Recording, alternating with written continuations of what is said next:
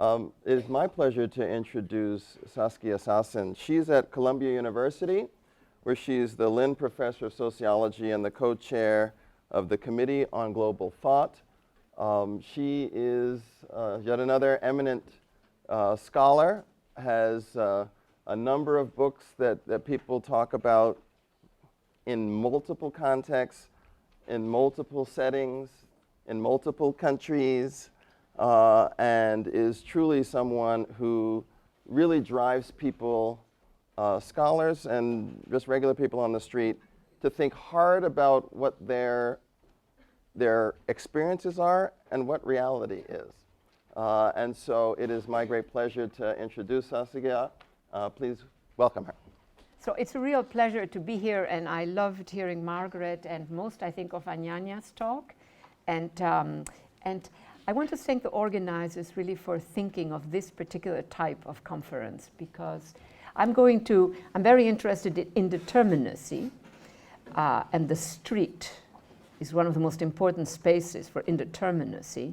So I'm going to navigate between very specific settings and then some very general, so not general, but sort of transnational, etc. conditions. I think that indeterminacy is critical to have a city. A lot of dense built environment today is not a city. It's dense built environment. An office park is not a city. And I think of the city as a complex but incomplete system. And in that mix of complexity and incompleteness lies the capacity of cities to outlive all kinds of far more powerful but formalized and closed systems. I think those features of cities are under threat. And I think, I saw that pointed out certainly in your talk. And then one might ask, well, so what? High-rise buildings, if it's for low-wage workers and it's well done, that's good. No, that is not the issue. The issue for me is that the city, as opposed to an office park, is a place where those without power get to make a history. They get to make a culture. They get to make an economy, like a neighborhood economy. A good example is, of course, the immigrant communities. The city, for me, is also a space that needs a lot of indeterminacy. When I ask myself the question, where is today's frontier? It is not at the edges of imperial geographies. Those imperial geographies have done their job. The frontier is in our big, somewhat messy, somewhat anarchic cities. Not in a beautiful, closed little cute city, that's not. And I think of the frontier zone as a space where actors from different worlds have an encounter for which there are no established rules of engagement. And that means, coming back to sort of the disadvantage, if you want, of those without power, that means that, where in the old edge of the frontier, sort of the imperial power sort of killed them or got rid of them, in the city it's a more ambiguous condition. And at the limit, I emphasize at the limit, I say that it is a space where those without power can say, as we used to say in Buenos Aires, I grew up in Buenos Aires, I was very amused. Footnote, and nothing really, I interrupted. All those parasols and I don't know what, they actually love a good life, even when they're poor, and they have a bit that option, so just to give it a bit of a more positive scan. Anyhow, back to the main narrative. So the city is a place where those without power get to say, and I use Spanish, I hope there's somebody who knows Spanish, estamos presentes. We're present. We're not asking you for anything. We're here. And we have seen that you showed a few, or maybe you showed, a few of these things where these are the vendors, right? To make a claim. I am here. It's also a space where every now and then power, which has become so privatized, so absolutely intermediated, actually the powerless and the powerful can have an encounter. There is a way in which we could mess up the project of very powerful actors by messing up certain features of cities. even though we would only mess up a bit. There is no such thing as, the Marx and Engels image, where you have the owner of the factory and the workers, both in the same space. That barely exists today. But if there is one zone where there are these possible encounters, it is in the city. And there is always this learning function, if you want. Now, in my reading, where are we here? Here? Right. In my reading, I don't know if we need this here, but I like to say that a lot of when I give talks, I'm in the before method zone. And the before methods, I'm actually writing a little book. I've given enough lectures on the whole thing. I give a whole lecture on before method. It's sort of a space of freedom where I can position myself vis-a-vis the object of study the way I want. And then I have to enter the more disciplining space, of the discipline. I mean, what can we do? But so here are some of my tactics to actively destabilize stable meanings. We'll throw them out of the window, but we can interrogate them, we can interpolate them. It is not a question of, oh no, out, no. And secondly, in the shadows of powerful explanations, not in the center with its bright, precise, powerful explanation, but in the penumbra around. I'm also dealing a lot with territory. This has been my obsession for the last 15 years. But I don't want to go into that now, and I think Anyanya already also spoke about. But so the question for me is, when confronted with a powerful category, I don't have to throw it out of the window if I don't like it, but I can ask, what don't I see when I invoke that category? And just to come back to ground level very, very quickly, when I hear urbanist after urbanist, but especially politician after politician, confuse an office park with city and other such, this notion of it's tall, it's dense, it has a lot of people, it must be a city. We really are losing something. And so in that sense, what is the city? The city is under threat. Dense built environments are not under threat. They're expanding. There is no problem with that. But that complexity, that openness, that indeterminacy that a city must have to be a city, that is under threat. So I want to sort of run you through a few items which come partly out of my book, Expulsions. And so I want to start with two notions. We made this in 20 years. We killed one of the big, the we here is a rhetorical we, you understand? It doesn't matter, but this replicates, I'm not against the Russians. I just spoke in Moscow, and they thought I was criticizing the Russians. No, I was just, anyhow. So, but look what we did. We got from that to this sliver. That, I argue, is a capability. It's a negative one. So it's not an Amartya Sen notion of capability. I think capabilities are variables. But I say we have those capabilities. Can we recode? Can we use them for other things? Here is a similar thing. We made this. This is extraordinary. This had been there for millennia, for millions of years. We killed it. We have a methane gas coming up, if the permafrost keeps on, that we have never known. It had nothing to do with the methane gas that we know.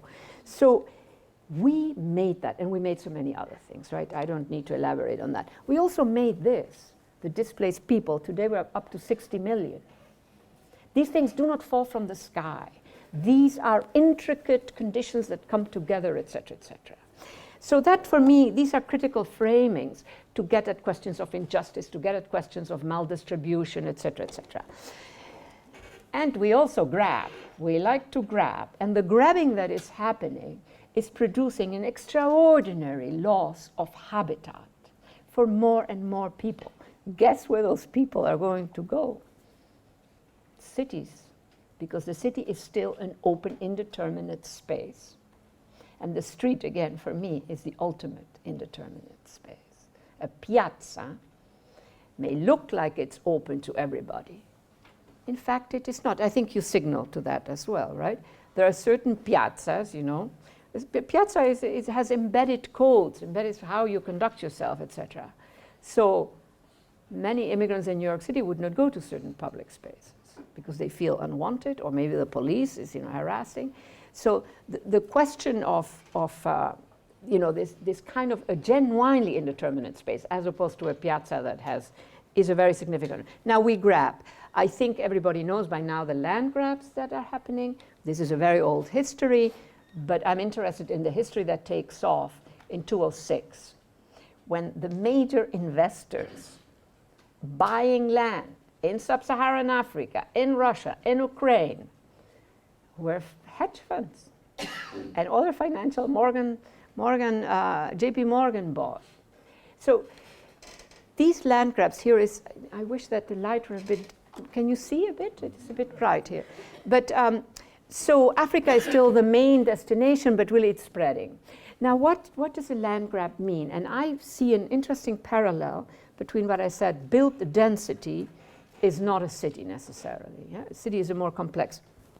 And so when you buy land, when there are these extraordinary land grabs, we have counted at least 220 million hectares in these 5 years. But that's an imprecise count, and chances are there is much more, and it keeps growing. Now, a land grab means first you evict faunas, floras of all sorts. Then you evict smallholder agriculture, the knowledges that come with smallholder agriculture. You replace all of that with a plantation economy that is going to kill that land very, very quickly. Where smallholder, we know that, rotation, et cetera, that protects the land. Well, a lot of people are being displaced. Because they are going to kill the land more quickly, it means that there are going to be more and more plantations, like a roving sort of, way of growing food. You can also see that most of it is actually for biofuels, not for food. Biofuels means you can use whatever pesticides and fertilizers you want, which then bleeds into what is left of smallholder agriculture. So many people who are not in the growers, farmers who are not in the plantation zone, are affected. So the question then is, where do those people go? They go to cities. Now, these are just a few examples that I'm giving you. There are many, many more examples, and I'll give you a few more which are different. So we also grab urban land. And here we have a different kind of expulsion. But so one I want to put under this the subprime mortgage. You know what I'm talking about, right? Which was a financial instrument that used the contracts signed by those who took those mortgages in order to produce a good for the high financial sector. It had nothing to do with providing housing. It's not like the old government program that was also called subprime mortgage, which was enabling poor. This is totally different. So here, the data, by the way, come from the Fed, not some lefty, radical, whatever, trying to dig out. No, the Fed. I'm clean, in other words, you know what I mean? So now, the Reality Track organizes them very easily because, the Fed is, by the way, I tell all my students, always go to central banks' research sites, research institutions. They have great data, I must say. Anyhow, but here you saw, these are this is not accumulation, these are households. And sometimes they're apartment buildings, there is a mix of things, but they're mostly households, which can mean 1, 2, 3 people. So 1.2 million you see every year. And then first half of another 500,000. When Bernanke stepped down, he was the former head of the Fed, he said a couple of things that really struck me. One, he said, this subprime mortgage is going to wind up expelling over 14 million households from their homes, and we're there.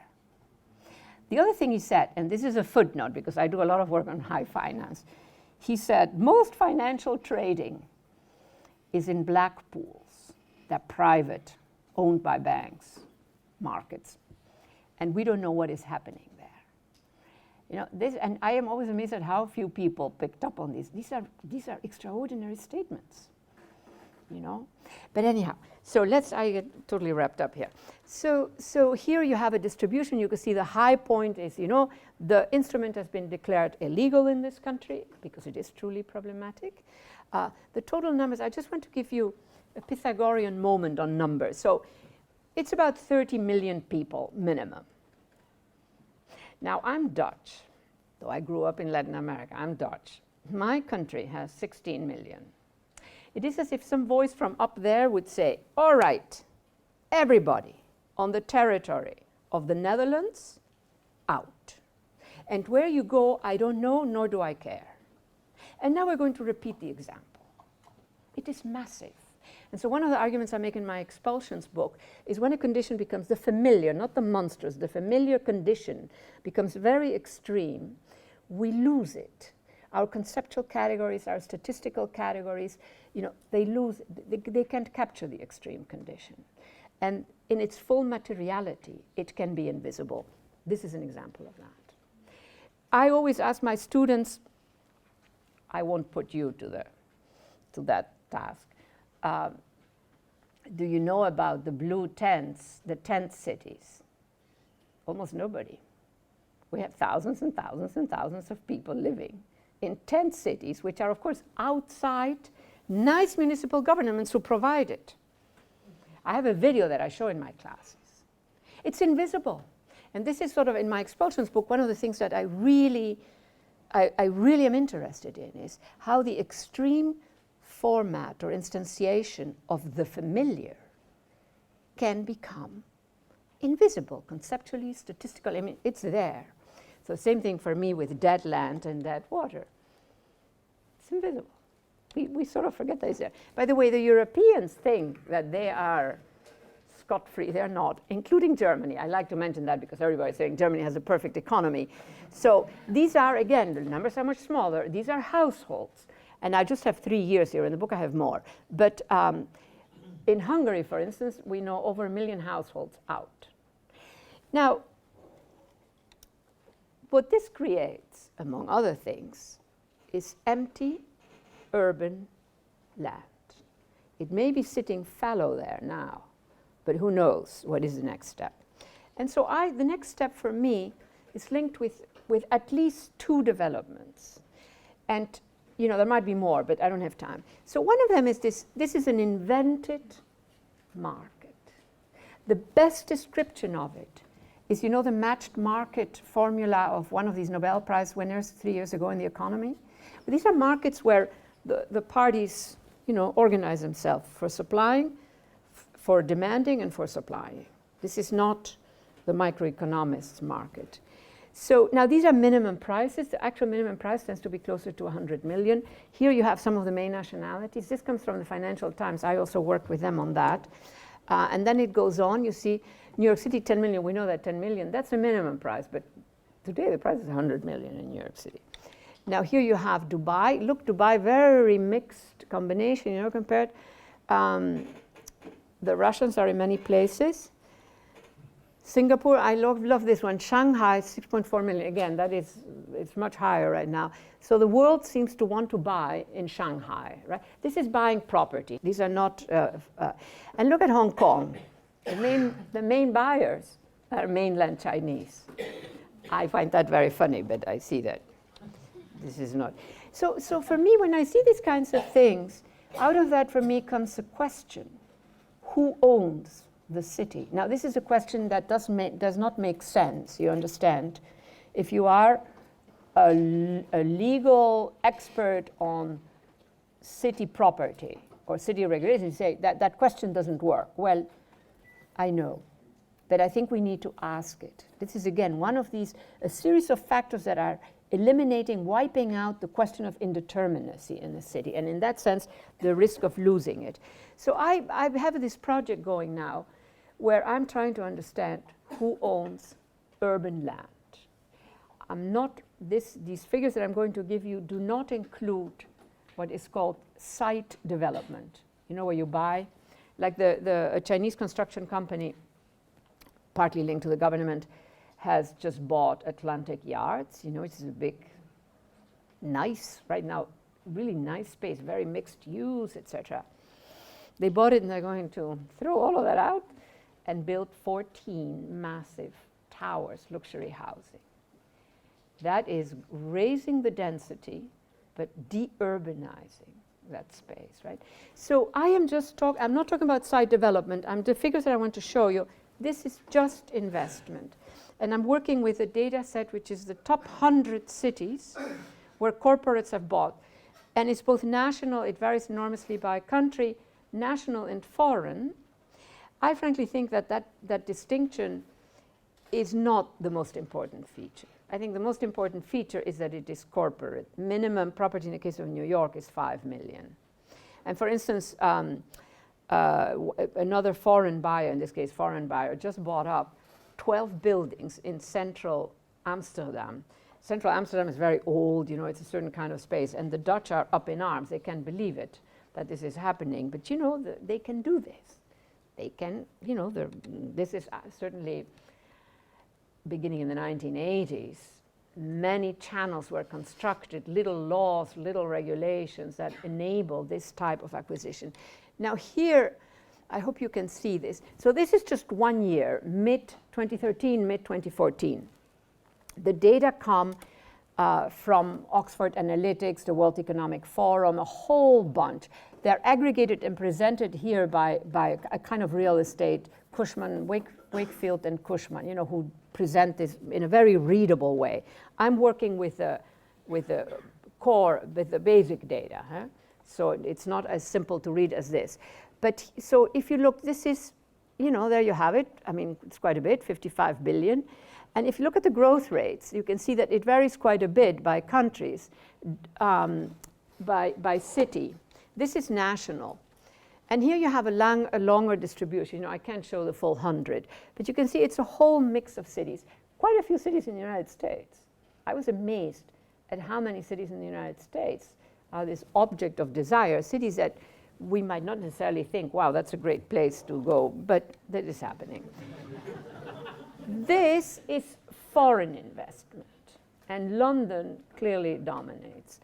And look Amsterdam, Randstad, an increase of 248%. You should see the rates of increase. In London, the rate of increase over the past year is much lower because it's already, but when you look down at the full, you know, more at the bottom, the increases are huge compared to the prior year because it's sort of a rolling dynamic. Now, let me just focus a minute on the question of London. So many people say, this is gentrification. Clearly there is gentrification in it. The question for me is, does the language of gentrification capture the deeper dynamic that is at work here? And I say no. And I love this example. It's a bit of a distorted example, but for instance, one way of saying that this is not simply gentrification is when two very rich royals, the Queen of England and the Qatari royals, they're very rich. Well, the Qatari royals now own more of central London than the Queen of England. That's not gentrification. I mean, what do I care? I mean, I just don't care. And you know, and so this language of, I am forever, probably because, you know, my English is really imperfect. I grew up in 6 languages. I don't speak a single language perfectly. I make mistakes in all of them, to the horror of some of my colleagues, but I speak 6. They speak 1 perfectly. I don't know, I'll take the 6. Now, I don't know, it seems to me that when you use certain categories, they're invitations not to think, not to inquire what's happening. So I always, when I'm doing my research, I suspend the self-evident category that explains. You know, I just want to, and it seems to me that we are really, the question of who owns the city is the question to ask for me. There are other questions to ask. I'm not saying that that's the only one, but I want to think of it in that way, rather than gentrification. Yes, there is gentrification in all of this, clearly. But that's just one dynamic. And I mean, I have the same thing, you know, I've long done work on immigration, and I was asked to write a big piece, which I'm still finishing, on the so-called migrant crises in Europe. And so I found myself saying, we can use the language of migration and refugees because they capture something. But to me, the bigger question is a loss, a radical loss of habitat. Where the question of refugees, the wars, now 40 countries with wars, is of course very dominant. But, it's happening through the land grabs, it's happening through dead land and dead water. There is a lot of loss of habitat, desertification, flooding, et cetera, et cetera.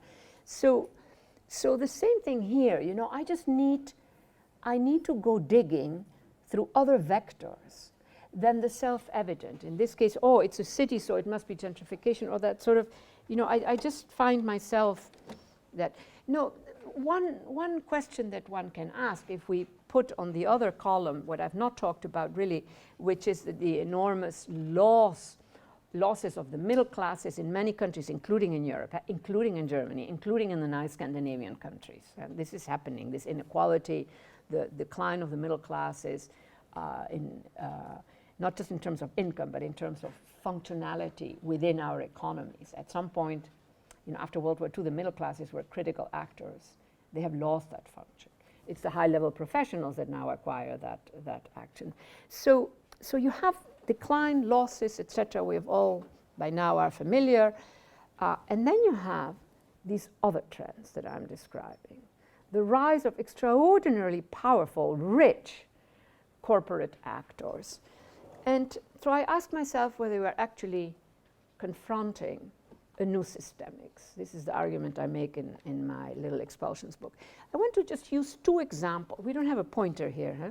Well, it doesn't matter. So disregard this first part. A lot of stuff is happening there.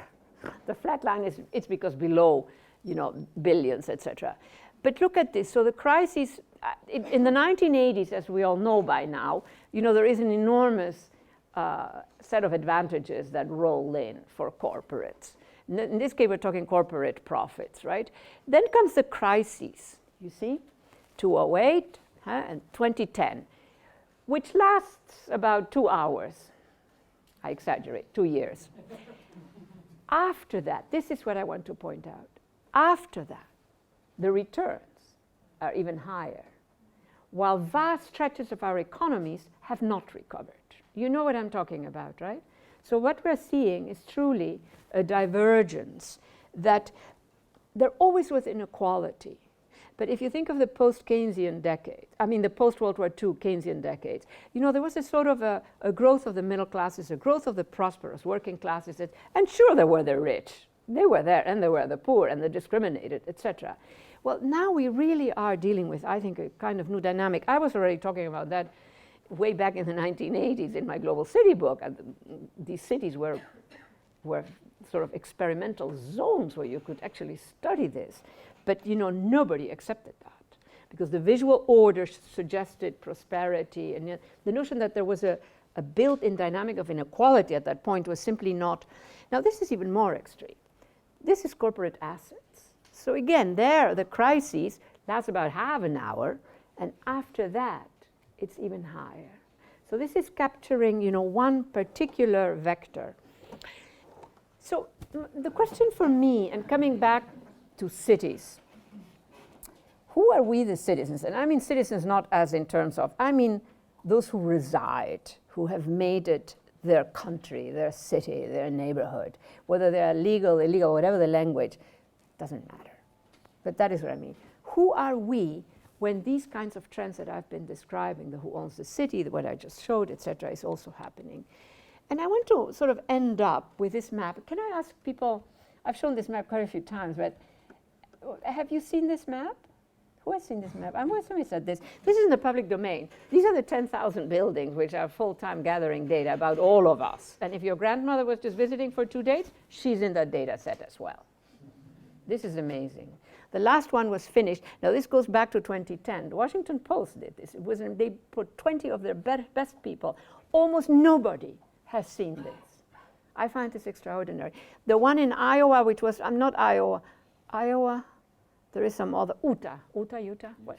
Right, Utah. So Utah, it just finished, it's the biggest one of them all. But I think I have some information on DC. So look at this. Just quickly read it. I don't want to read it myself. We're talking massive. This is bigger. What I love is it's equivalent. It's together they occupy those buildings just in DC, 22 times the US Capitol, the House of Democracy. So the logic of the system, some of you are familiar with it probably, is that for our security, we first are all suspect, and hence they gather the data. How do they make all these data work? Good old traditional prejudice. They find somebody on the street or whatever, suspect, then they go into the data to see who all is connected. I mean, it is completely abusive. It really raises a question. Who are we, the citizens? And for me, citizens, city, indeterminacy. You know, this is one bundle. We need indeterminacy to do our stuff as citizens. Now, I'm leaving the slides here, but I love some of this stuff. So I want to end. To me, the real issue, when I speak about indeterminacy, I'm also speaking about spaces and subjects. Now, here is, I just want to show you so US funding for the National Intelligence Programs Agencies totaled $52.6 billion in 2014, this past year. So now, you know all the things we have cut because we don't have money. And there you see whatever, but this one is even better, I think. Spending mostly goes towards data collection, data analysis, management, facility, support, and targets 5 objectives. Warning US leaders about critical events. You know what? They could just make a telephone call instead of 20 billion. Combating terrorism. Stopping spread of illicit weapons. You know, there it goes down. I mean, what is those 20 billion? I mean, what kind of fancy stuff are they talking about? The tech companies are big winners here in all this setup, no? And then defending against foreign espionage. That was supposedly the main reason, you know, but 3 points. Absolutely. Now, this is even better. Who is dangerous? Veterans. Right-wing extremists might recruit and radicalize disgruntled military veterans. I mean, this is the tragedy of veterans in this country, you know. I mean, it's just terrible. Environmentalists. Mainstream organizations with known or possible links to eco-terrorism.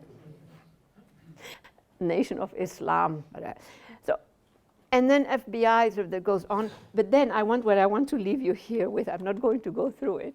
So I have this is everything that I show is in the public domain. I would never show anything that is not. I work on stuff that is not in the public domain, but I wouldn't show it. Now, this is what we know. I'm just having a ball right now, okay? So, and I will be done then. So what we know the NSA can do so far. Huh? And now, I'm thanking the pertinent people. I'm just going to go through it for the mass of sometimes absolutely ridiculously trivial stuff. We cannot read it. So all of this, maybe you pick and more, and more, and more. I think it's done. Right. So I'm now trying to find, I was going to say, so I want to end up with this notion of the street, where powerlessness can become complex, even though empowerment might not happen. Empowerment is a big deal. I'm really interested in this intermediate zone.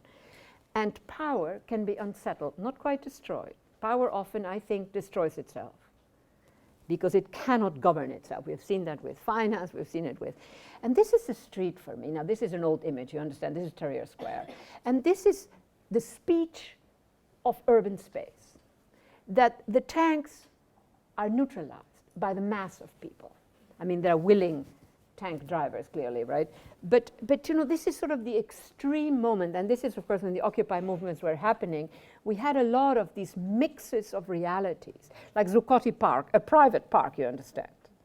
That is why they could occupy day and night, because it was a private park. They put enough pressure on the owner of that park to say, okay, oh, we're going to do trouble. If it would have been a public park, they would have been out of there at night.